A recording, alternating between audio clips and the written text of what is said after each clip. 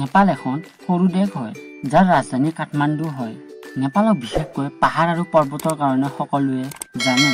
পৃথিৱীৰ সকলোতকৈ ডাঙৰ পৰ্বত মাউণ্ট এভাৰেষ্ট এই নেপালতে আছে। পৃথিৱীৰ ডাঙৰ ডাঙৰ পৰ্বতৰ ভিতৰত বেছিভাগ পৰ্বত এই নেপালতে আছে। সেইকাৰণে বিভিন্ন দেশৰ পৰ্যটক নেপালত ট্ৰেকিং কৰিব আৰু ইয়াৰ প্লেচবোৰ এক্সপ্ল'ৰ কৰিব আহে। এই ভিডিঅ'টোত জানিব পাৰিব নেপালত ঘূৰিব পৰা 5খন ধুনীয়া প্লেচৰ বিষয়ে। গতিকে ভিডিঅ'টো স্কিপ নকৰি সম্পূৰ্ণ চাব। চিটুৱান নেশ্যনেল পাৰ্ক।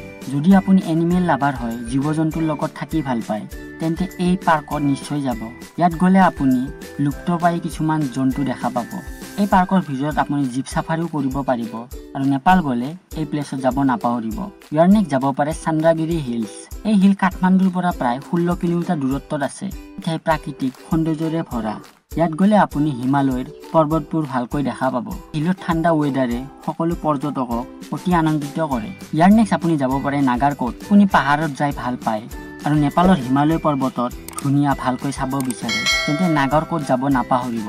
নাগাৰকোট নেপালৰ এখন সৰু গাঁও হয়। এই গাঁওখনত বহুত টুৰিষ্ট আহে ইয়াৰ বিউটি আৰু চিনিক ভিউবোৰ চাবৰ কাৰণে। এই গাঁৱৰ পৰা আপুনি এভাৰেষ্ট শৃংগৰ ভিউ দেখা পাব। ইয়াৰ নেক্সট আপুনি যাব পাৰে পোখৰা। পোখৰা নেপালৰ এখন ডাঙৰ মহানগৰ হয়।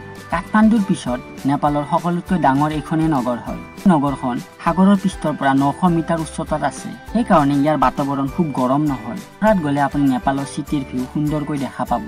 ইয়াৰ নেক্সট আপুনি কাঠমাণ্ডু যাব পাৰে। নেপাল গ'লে নেপালৰ ৰাজধানী কাঠমাণ্ডু ভিজিট কৰিব নাপাহৰিব। এখন নগৰ সি লেভেলৰ পৰা 1400 মিটাৰ উচ্চতাত আছে। চিটিখনৰ ভিউ এনজয় কৰিব বিভিন্ন দেশৰ পৰ্যটক ইয়াত আহে। কাঠমাণ্ডু গ'লে আপুনি কাঠমাণ্ডুত থকা বিভিন্ন ডাঙৰ ডাঙৰ মন্দিৰ ভিজিট কৰিব পাৰিব।